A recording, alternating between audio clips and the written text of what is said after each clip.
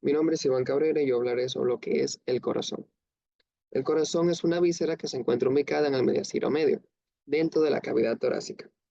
Este mismo comportamiento se encuentra en el pericardio, que es un elemento que recubre a todo el corazón.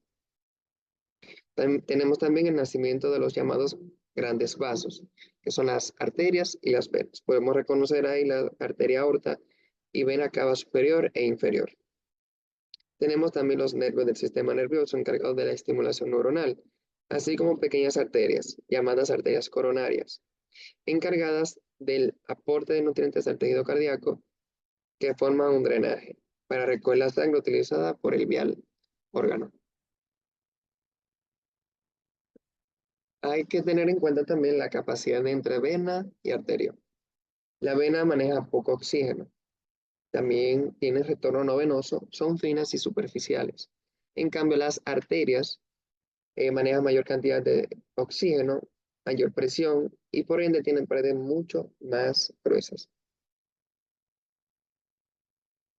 Tenemos que identificar lo que es la anatomía, tanto de forma anatómica como fisiológica. Tenemos aquí lo que es la aurícula derecha, tenemos el ventrículo derecho. De este lado tenemos la aurícula izquierda y el ventrículo izquierdo. A través de esto tenemos lo que es el ciclo cardíaco. Teniendo ya todo en cuenta, tenemos dos tiempos subdivididos entre sí. Tenemos lo que es la sístole, que es la contracción, y la diástole, que es la relajación. La diástole se divide en 4 tiempos, en cambio la sístole solamente en 2. El primer tiempo de la diástole es el periodo de llenado rápido ventricular. Es decir, es cuando la sangre pasa hacia los ventrículos, de la aurícula hacia los ventrículos. Pero hay un detalle, ya que baja el 85% del volumen total del corazón. Tenemos también el segundo tiempo, que es la patada atrial o sístole auricular. Es una clase de patada que hace el corazón para terminar de bajar el 15% faltante de sangre para llegar a su volumen total hacia los ventrículos. Tenemos el tercer tiempo, que es el volumen telediastólico, que es cuando baja totalmente el 15% faltante de las aurículas hacia los ventrículos y llega al ventrículo. Luego tenemos el periodo de relajación isovolumétrica, que es cuando ya el corazón se termina de relajar con el 100% de sangre de su cavidad. Tenemos entonces lo de la sístole. Sístole es contracción.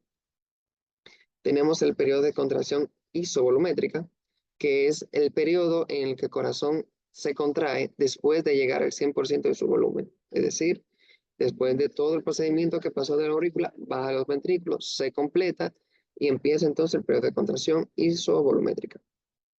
Tenemos el periodo de eyección, que después que el corazón ha completado el 100% de su capacidad, expulsa la sangre hacia la válvula pulmonar y hacia la válvula aórtica. Ya teniendo en cuenta la diferencia entre sístole y diástole, tenemos también válvulas. Tenemos dos tipos de válvulas. Tenemos las válvulas auriculoventriculares, como la tricúspide y la mitral. Tenemos las válvulas semilunares o sigmoideas. Ahí tenemos la aórtica y la pulmonar.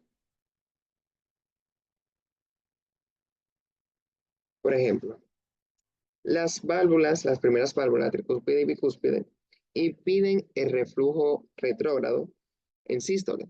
Recordemos que la sístole es el segundo tiempo. En el primer tiempo la sangre baja hacia los ventrículos. O sea, impiden el reflujo retrógrado, es decir, impiden que la sangre suba nuevamente. Y las semilunares impiden que el reflujo retrógrado, pero en diástole, o sea, lo contrario. Impiden que el reflujo suba a través de lo que es la válvula pulmonar y a través de la válvula aorta. Ya teniendo en cuenta todo lo anteriormente mencionado, podemos ir directamente a lo que son los focos o áreas de auscultación. Tenemos 4. El primero es el aórtico, que se encuentra en el segundo espacio intercostal, línea parasternal derecha. Aquí es donde podemos escuchar mejor lo que es la aorta descendente.